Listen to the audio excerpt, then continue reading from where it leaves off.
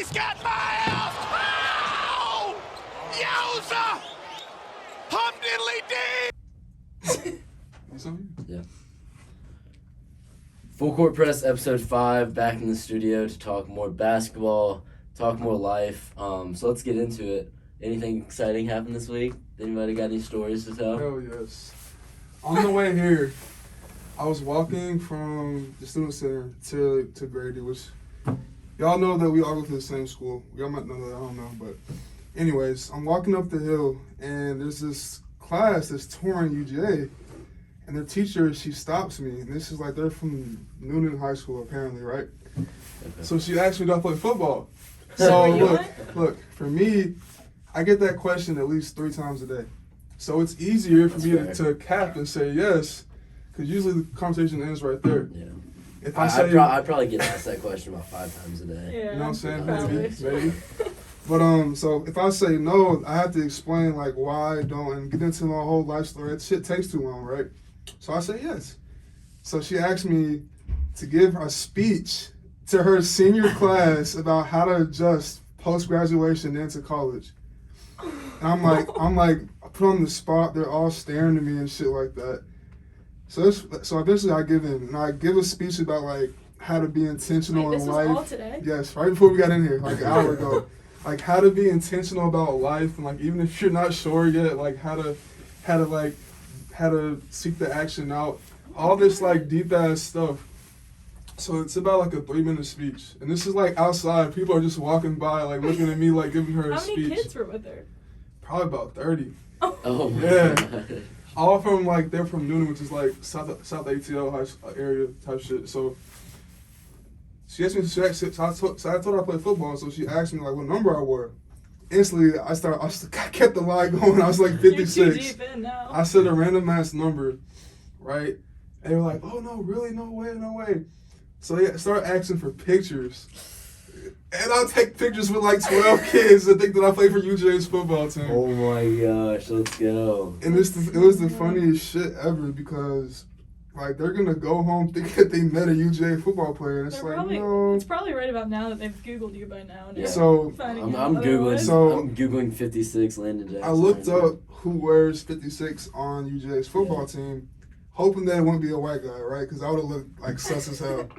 It's a black guy. He's a little bit darker than me, but they can still kind of pass. So that shit was just funny as fuck to me how that happened. Micah Morris. 6'6", 330. on the pod. That is a great story. That exceeded my expectations. Yeah, that's more entertaining than my week. So yeah. But yeah, that was how my Wednesday afternoon went. So yeah, there's been a couple of times where I've had to pass for an NBA player. Oh yeah, for sure. That's what happens to me. They're like, "Do you model?" I'm like, "Guys, fine. This is just easier. This is what I do." All right. Wow. Couldn't have started this show out with a better story than that. We'll see if we can beat that. I don't think we can on our side of the table. Let's get into it though. Weekly shout outs. Who caught your eye this week in basketball? LJ, you got one? I'm gonna go Darius Garland. I actually gotta admit that I was wrong. I called Garland. I didn't call him trash, but I said I'd rather have called him over Darius. But now looking back on it, hell no. Give me Darius all day. Because we drafted them last week, and what did you have Garland, like 10, I had him, yeah. You had him dropping. I've been listening to a lot of podcasts recently. I listened to Stephen A's podcast, Bill Simmons, and they're very high on Darius. And I think that 3 out of the last 4 games, he scored 22 against Boston. That would have been Sunday night. Then he scored 21 the day before against the same team. He scored 60 or 79 in the last 4 matchups. So that's very decent production for a guy that was supposed to be that guy for the Cavs. For sure.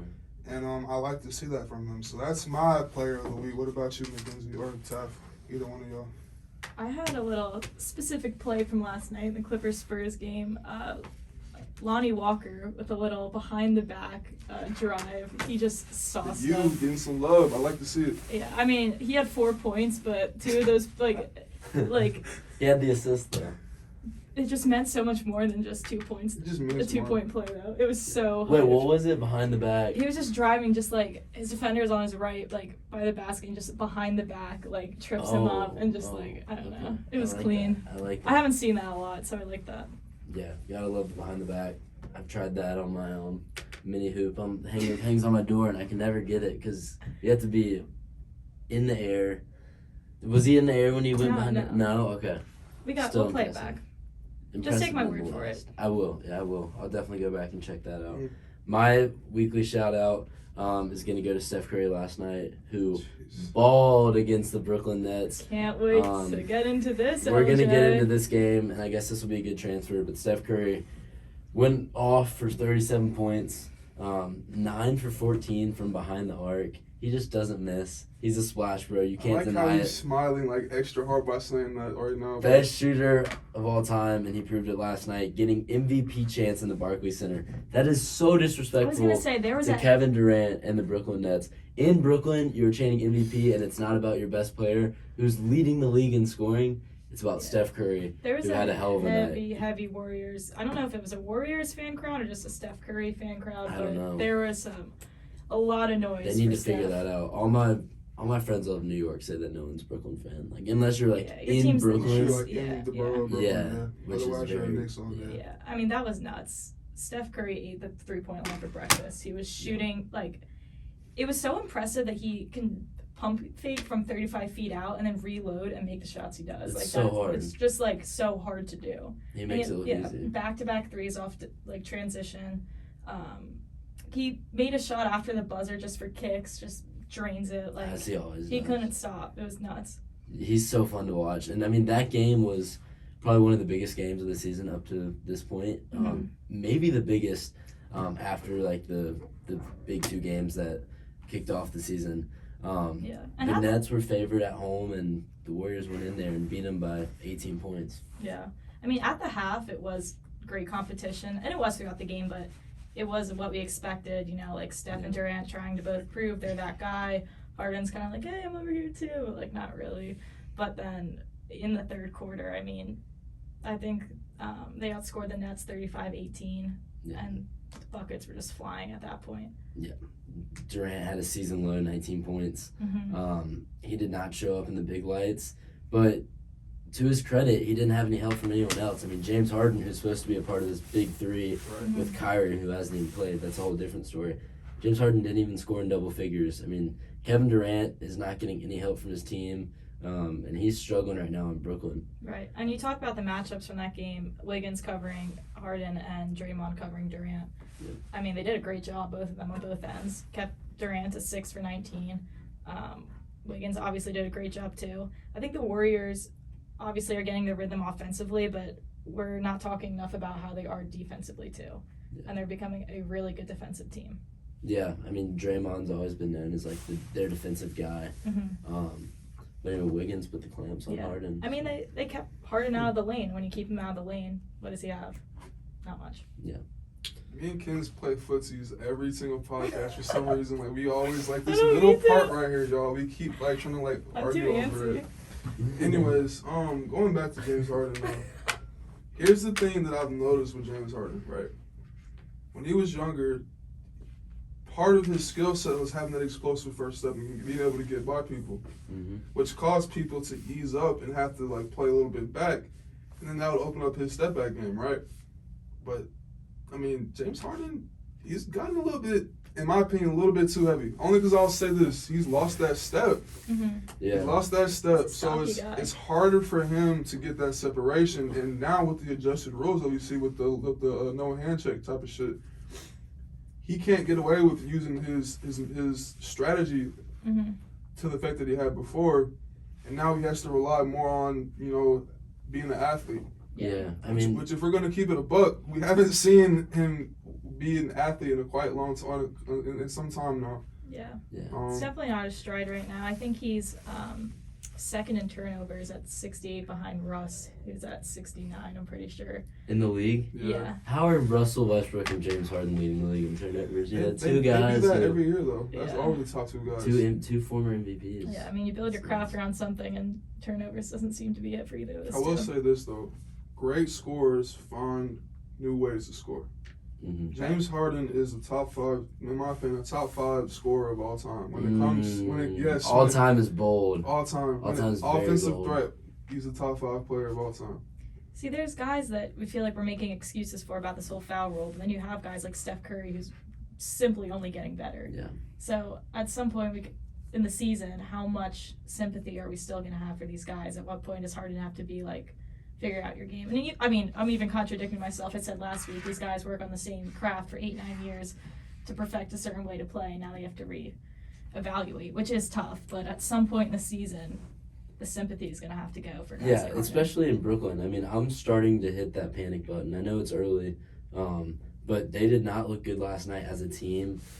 Kevin Durant's really been carrying them up to this point in the season, and they're still not winning games. I think James Harden is going to have to step up, especially if Kyrie doesn't come back. Brooklyn has a lot to figure out right now if they want to have any shot at winning the East this year, which is crazy because when they formed this super team in Brooklyn last year, everyone was saying like it was like indisputable that they were going to win the East and then win the NBA Finals. Mm-hmm. They have yet to make it to the NBA Finals, and right now they're not my pick to win the East. And for them to make it that far, James Harden is going to have to step up.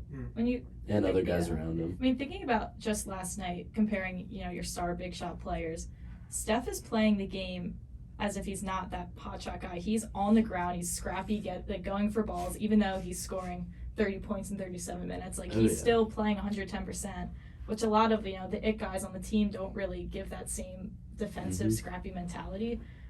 And then when his younger players see him doing that, it just creates this whole culture that's different than probably what's in Brooklyn right now. Yeah.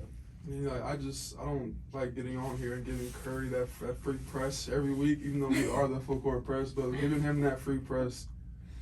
But I will give credit to Steve Kerr. I thought that the reason for their success was that they had a super team, which it was, but seeing that Kerr can take this team and make them I think they're 12-2 right now. Even though you have the best shooter of all time, all those supplemental pieces are playing so well together, and it's I don't even know how it's working, but it is, and it's just weird to see. I mean, they were talking about the Curry effect last night, where he draws two guys up top, right at the top of the key, and then your whole lane is open for people to drive. I mean, it's a beautiful concept that they have that a lot of teams don't have. And he can still score when he's getting double teamed. Right, and if he's double teamed, fine, I'll shoot it from 40 feet out. Say less. Yep. Nothing but that every time. Say less. Yeah, so I want to go back to the Kevin Durant point. Season low, 19 points, like I said. The Nets are now 10-5, and they're not looking like they're one of the top teams in the league. Do you think Kevin Durant's starting to regret leaving Golden State to go try and form his own super team in Brooklyn?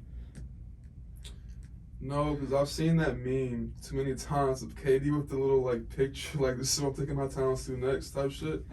But no, I think KD wants to try to eliminate that stereotype of him, Yeah, he caught heat for going to the Warriors. He still gets heat for it, from me and from other people too. Yeah.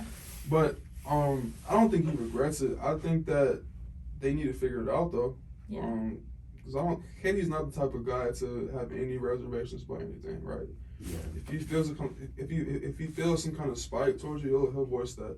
Yeah. So if he felt like that, I feel like that would have been leaked somewhere.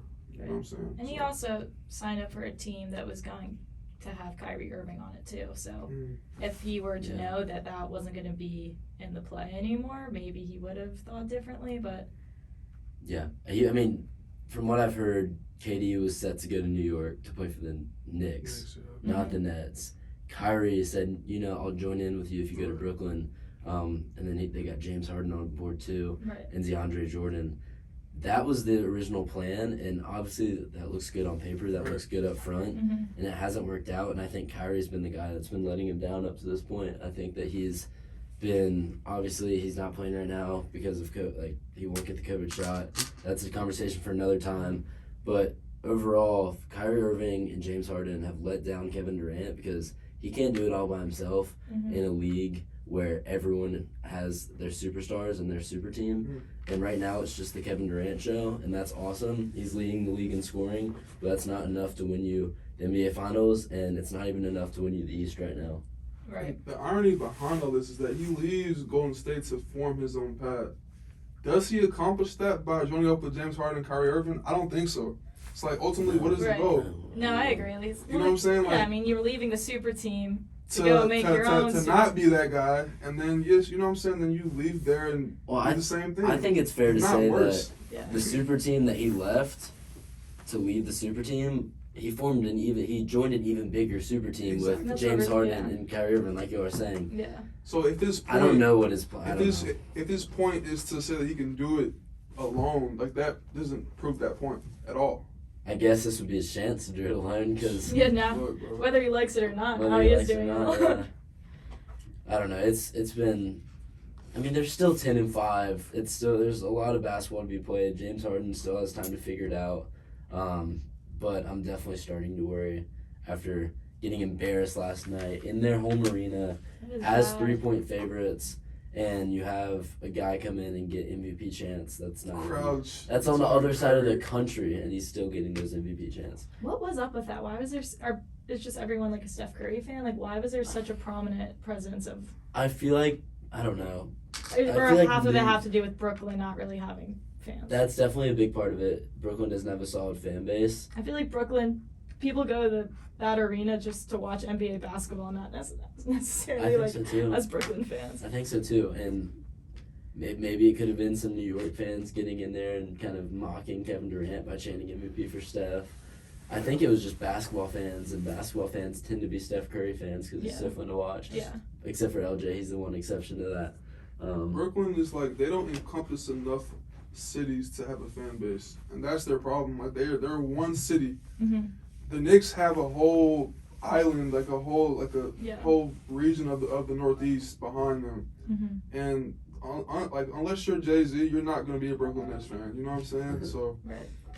that's all I gotta say about the Nets and the Warriors. Unless y'all have something else.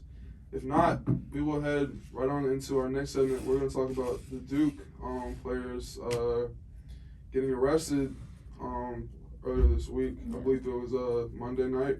Want to give some background to that? Yeah, so Saturday night, technically Sunday morning at 1 a.m., two Duke players that were both notable.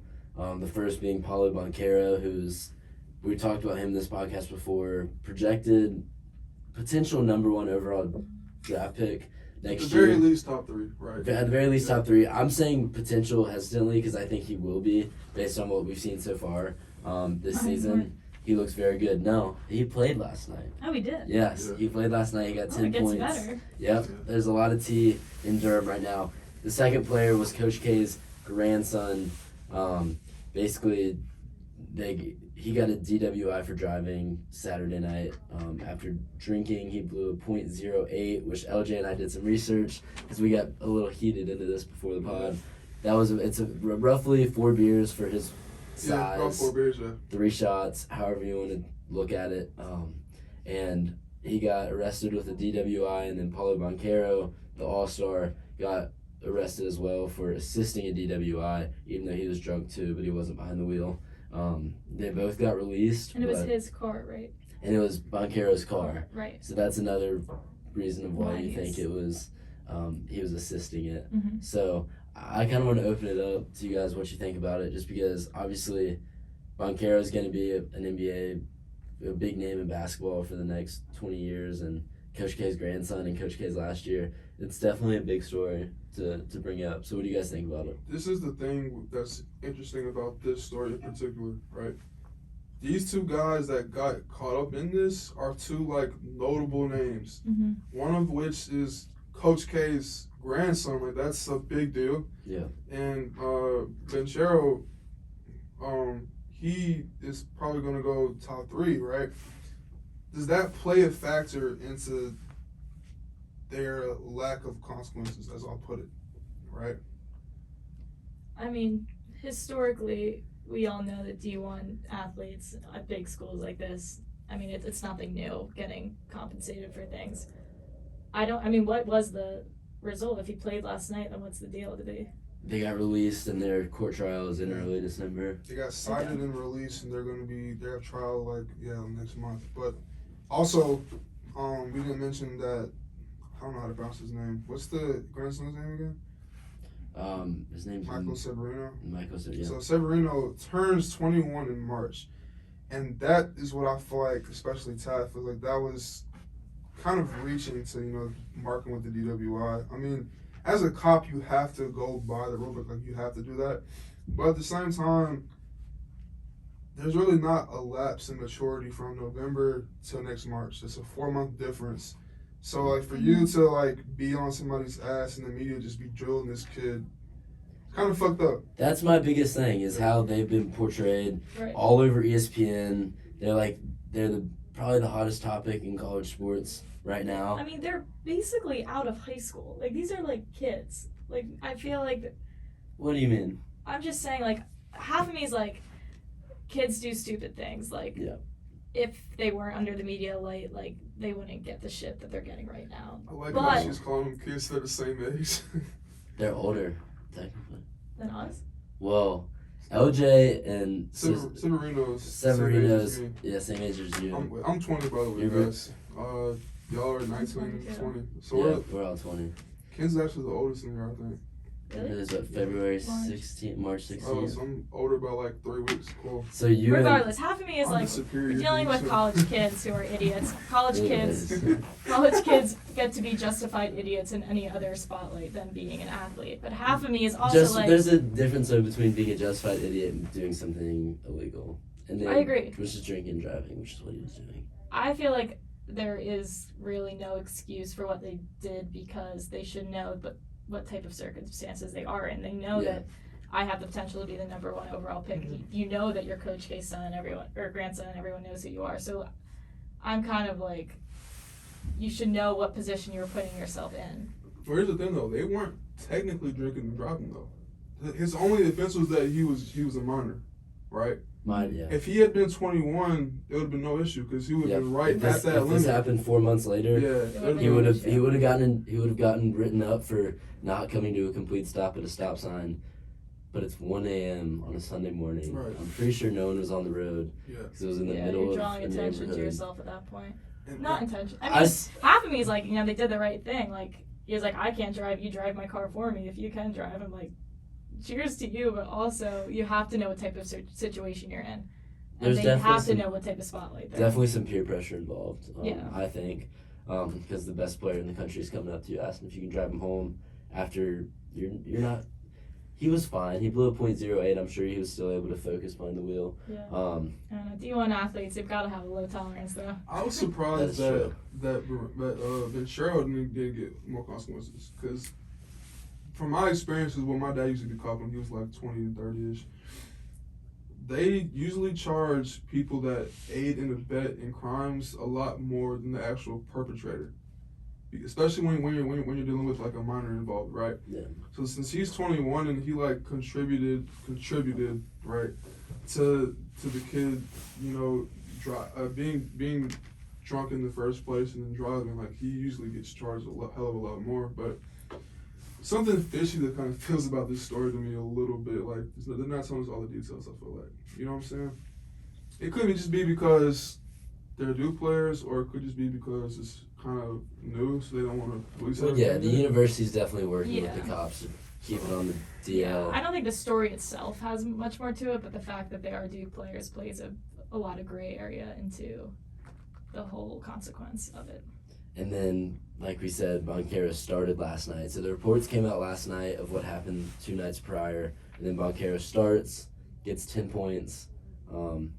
That was a little head scratching, but I mean, Coach K obviously forgave him, I guess, enough to the point where he's starting his best player. I think he's just trying to get the media away from it. And I think, kids, you had a very good point about how like they have a big target on their back. Like, Right. they should be smarter.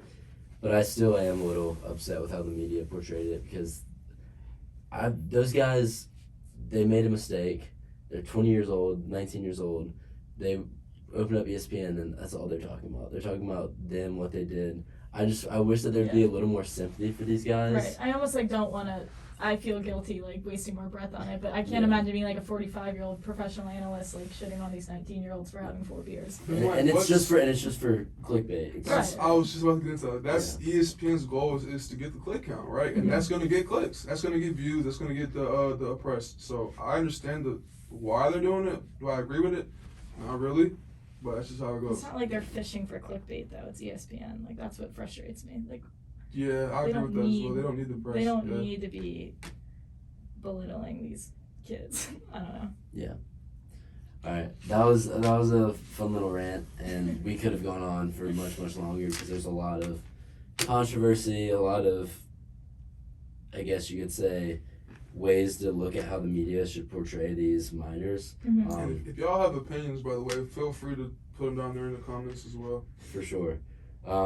Moving on to another topic that we probably don't want to talk about because it's sad and there's a little, we're gonna get a little sentimental here. The Staples Center, home of the Los Angeles Lakers and Clippers, will have a new name starting on Christmas of 2021. Why does that have to be on Christmas? That's what I'm saying. It's like a That's the worst part. to me. So Staples Center is no longer going to be a Staples Center. It is now going to be Ooh. a Crypto.com arena.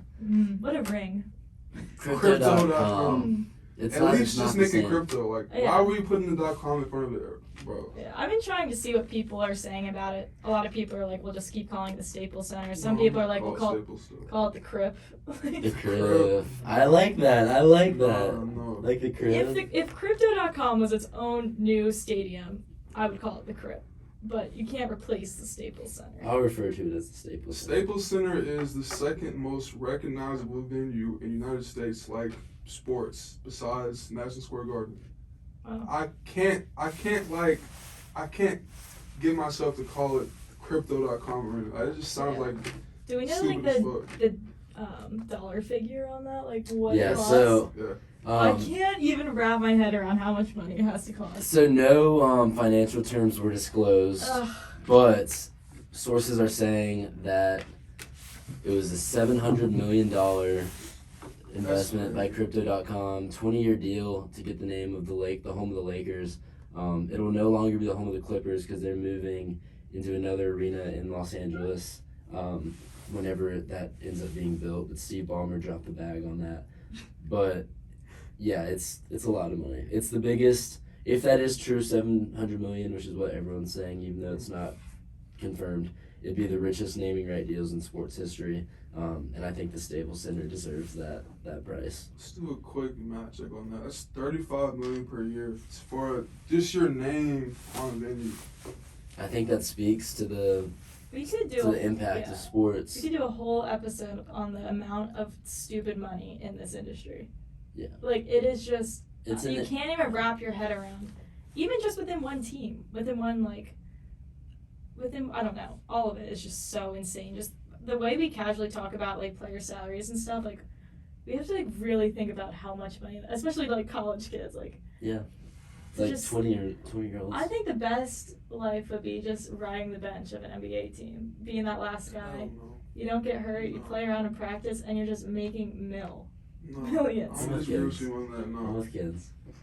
Come on, you're Being a, making like millions of dollars. competitor, it sucks to be on the bench. No. Like, Come on, you- college basketball. My favorite part of the March Madness No, tournament is the no. two white guys at the end of the bench. They're just There we go. so happy for as a everyone. fan, hell yeah. But as They're a just having player, an absolute time. as a player though, you know what I'm saying? Like, I wouldn't have to work my ass off, go to all these workouts, all these trainings, specify my diet, get an agent, travel, be away from the family all the time, just to be on the bench. When you put it in that perspective, it's like, okay, you know what I'm saying? Like, that's a little bit like, Yeah. I mean, if Crazy. you have the talent of a guy like Steph Curry, like obviously you want to be in the game, Yeah. like. But if I making know I'm not that buckets. guy, But if you're I'm not that guy. we're not. And I we're don't not, wanna and, be that guy. And we're not that guy. Me and Kenzie I'm not did it even, too. I'm just saying, if I was that guy, If I was that guy, I think or girl in this case. Yeah. I think what we can say is Kins and I would be the two white people at the end of the day, cheering just on like LJ, who's rocking just on, balling out. yeah. Nah. that's the best part of the. I guess so. We can all agree the best case would be being an NBA basketball player and making millions of dollars. Mm-hmm. Bench or no bench, it's That's still a the place good to be. life. Yeah. Yeah, there's a And lot you of got money in the Yeah, industry. and you got your guys who are hurt. Speaking of, Klay Thompson, I heard on some podcast he didn't travel to the East Coast, but he's playing 5-on-5 again back home, which is like a good sign. I think it's still going to be a while before we see him on the court, probably like another month. But the fact that he's playing 5-on-5 basketball, just with some like, I think like his brother and like other random guys, but good news for the Warriors on an already uphill season they have so far. They're not even in a rush to get him back either because they're You're like, still take your winning time, games. dude. Yeah. Shit, I am. He's my fantasy team, so I need him to go ahead and come back for Yeah. me. What round did you get him in? Like the 8th, 9th. Okay. That's not That bad. could in the playoffs. That could be like a good. big Yeah. boost for me though. So I wonder how he's going to come in performing. Like, putting yourself into a winning team versus putting yourself in a team that was like, shit, we've really needed you. There's a lot of pressure on you. What kind of environment do you think Clay would have done better with? Because he's going to go into an environment where it's smooth sailing right now. Like, things are, I mean, hypothetically, if that's the way it is a month, things are going well. Or do you think he would have thrived off, my team needs me, my city needs me right now? Pressure's on. No, I think he'll do better because the team's doing well. Yeah. I think it's a big part of that is that he's already won there and he's already given his name. Like Mhm. people know who Klay Thompson is and what he's done for that city. So I don't think he's gonna feel pressure Mhm. since they're winning. And I think he'll be able to play as many minutes as he wants without feeling like he needs to be on the court for them to win games. Right. So I think it'll make for a smooth transition. Mm-hmm. Yeah. I hope. I don't want to see him struggle. He's been out for 2 years now. I hope I that think he's missed It's a 900 days in the NBA. that's That's any insane. Warriors player that struggles makes me happy. So that's You're the what worst. I'm taking away from this. Moving on. Lock time, guys. Lock time. We're going to do our Wednesday locks like Mhm. normal. a lot of games to look at today, Yeah, which shit. is exciting. Who has their locks ready? We have what 10 games to look at. 11 games. I think I have mine. This really has no foundation or no research behind it. That's mine. I'm just gut feeling. I just feel it Let's go with in it. my soul. I think Minnesota beats the Kings tonight. It's just a random ass game, right? But I think the spread is 2.5 in favor of the Timber or in favor of the. Wait, I read that so wrong. Okay, the Kings are actually not favoring this game. I'm gonna change my. I'm gonna change my game. You can still take them. I don't want to take Minnesota. I don't want to take the Kings though. I want to take the T-Wolves. So if they're already favored, there's no point in doing that game. You think they'll win by more than 2 though? If you think the one by more than 2, you can take it. I'm gonna go ahead and switch my game up. I got Dallas beating Phoenix tonight. Upset on the road. Luka drops This is the 40. nightcap. I don't know about 40, but I'll go 32. I can't believe Steph Curry last night. His over/under for points was 32. And I'm like, there's no way you can't bet on the over of 32 points because that's so many. It's insane. And I mean, he still did it. But dropping 37. You're locking it in. Phoenix loses to Dallas tonight. All right, I like it. Kins. I'm having trouble. I'm thinking either the Lakers cover the 9.5 spread. We haven't had luck Or- betting the Lakers to cover. We have in this not podcast. had luck. You know what? Every Especially time I have a good bet, you big guys are like, spreads. let's use that as the team bet. And I'm like, fine. And then the team bet always does well. And my personal bet is shit. Or What's it- I think, is FCP lock 3-0 right now? I believe so. We're FCP coming lock off 3-0. Overall is like 5-8. Yep. So I'm going to take, where to go? I think OKC is minus 3.5. Okay. I think I'm going to take that. That's my lock. OKC minus 3.5. I'm going with my hometown team, Buzz City. Charlotte Hornets are This playing game the is Wizards interesting. tonight. And I can't wait to watch this game. Both teams, the Hornets and the Wizards, I would have never watched this game in my Yeah. life up to this Who would have point. thought we'd be? Two struggling franchises who have done great this year. Wizards are at the top of the East, 10-3. Hornets are having a good season. They struggled a little bit like midway through, but they're still 8-7. But they've won their last 3. The Wizards are on a win streak as well. But I'm gonna go with the Hornets winning at home. It's basically a pick 'em. The Hornets are -1, so I got the Hornets winning at home, coming off a big win against the Warriors. I I was think going to they'll say, yeah. keep the ball rolling. Now I need to come up with an FCP lock.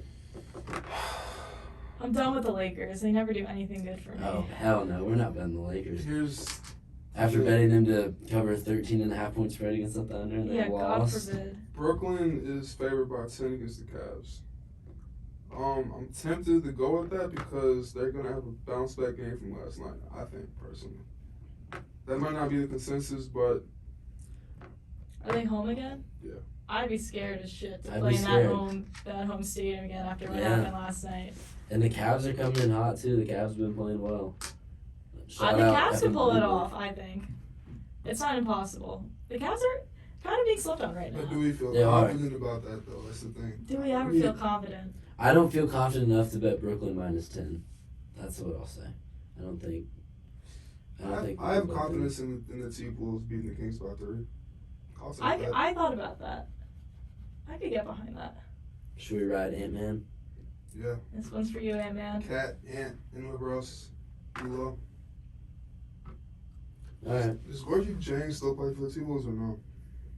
You know who that is? The center for the T-Wolves? Dark-skinned African dude? That's behind Karl Anthony I Towns. thought he was behind. He might have got traded, but anyways. That's the lock. That's our FCP lock. So, Let's do it. I like it. yeah, sounds good. Lock it in. Across the board, we're trying to have a better week than we have past two. Yeah, I don't know what happened. Alright. Should we move it on to our hometown slang? Yes, sir. I'm ready for it. All right, guys. So what we're going to do is we're all from 3 very, very different parts of the country. North Carolina / Virginia, Philly, and then ATL. So Ken's going to start naming some of her Philly slang, and we have to guess what it means without any context. Me and Steph do. So go ahead and give us some. Some know. Some of them are just different ways of saying things, but some of them you might just not know. The obvious we have to start off with is John. Give me your definition of John. Can you use it in a sentence, Oh, I know what please? that means. No. You can't use it in a sentence? No, You that guys really. That's not hard. John is Okay. Go ahead. No, tap is funnier. Tap is. I wouldn't tap. It's harder for me to translate these things. Yeah. So I think John is like referring to I don't know, referring to someone who you like. It can be. Referring it to could a be person. a person or a thing. It's a noun. So it's like if you're going to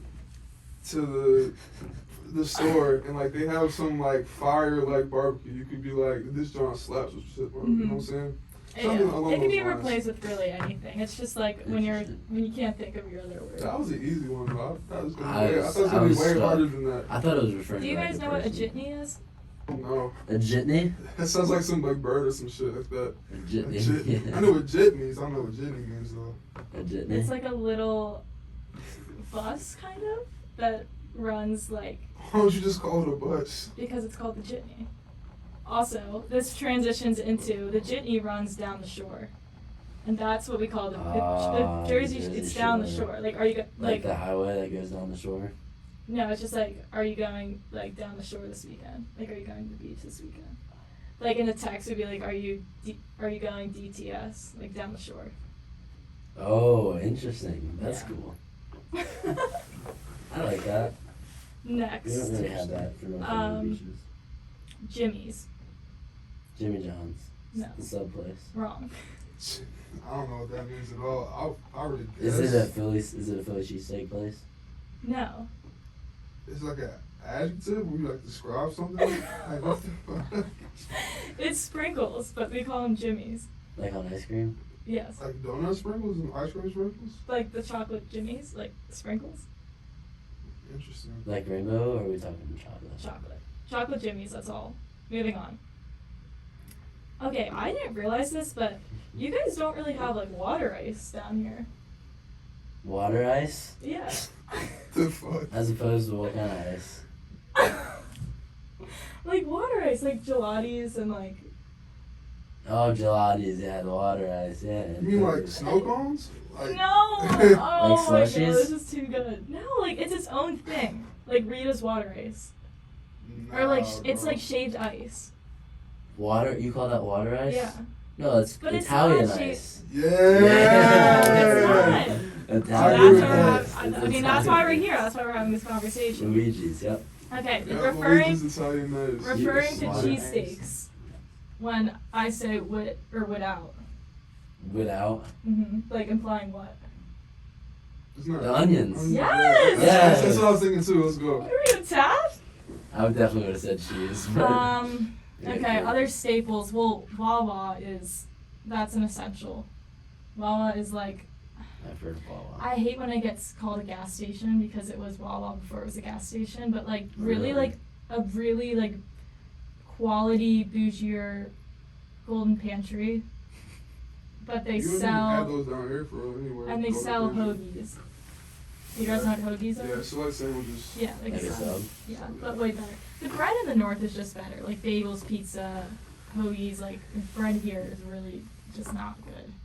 So she's gonna come down south Yeah, and complain hate on her about how bread bad it is. and call Italian ice water Isn't ice. that area called like that's Nebraska stuff? Oh, breadbasket of the U.S. Isn't that like the Plains area? I'm not sure. I don't I know. have no idea. I thought Nebraska's corn. They are corn, but that area is called the breadbasket though. I think. Don't quote me. I think that's all I got. That was good. That was really good.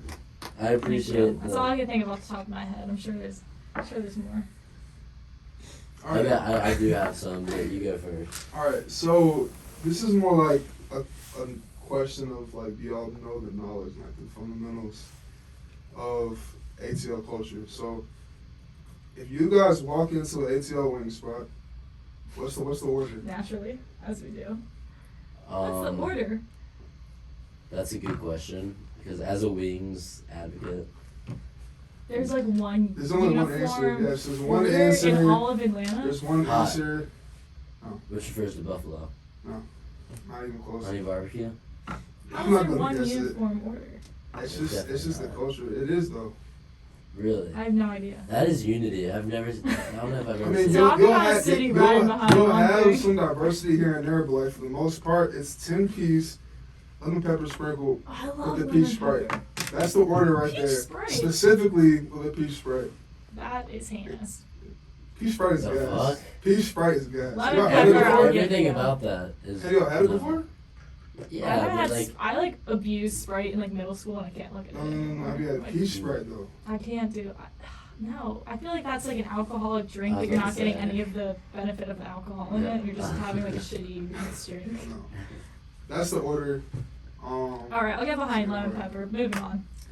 Anyways, next thing I got is a word. It's fucking funny as fuck, but the word is on fucking them. Like I don't fucking know. Just like one syllable. No, on fucking them. Just like that, on fucking them. On fucking them. I don't fuck with them. Is this not translating into something? On fucking them. It's like not even English. It's not really, but it is at the same time though. Basically, if you articulate yourself, it's on folk in them. But you don't say it like that, you say it on folk in them, because it's easier. I don't even understand that. But on folk in them just means like on God basically. Or like on my brother's like name, like this is how I feel about something. Okay. Cool. So Noted.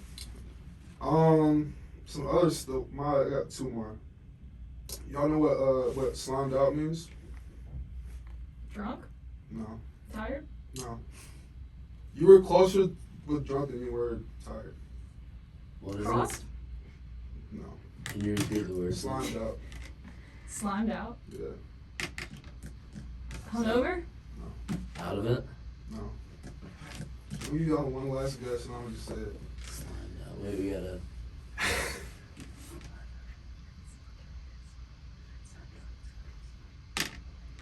I? No. It basically refers to the term when Intoxicated. a is y'all probably know what that means. I'm not gonna say that. That's it actually for me. The more you know. That's it. Feeling cultured today. There's definitely more in there. I just can't think off the top of my head. Mhm. So Okay, I got some. Just a couple. I couldn't come up with any earlier, but then they all came to me once I started hearing slime and all that stuff.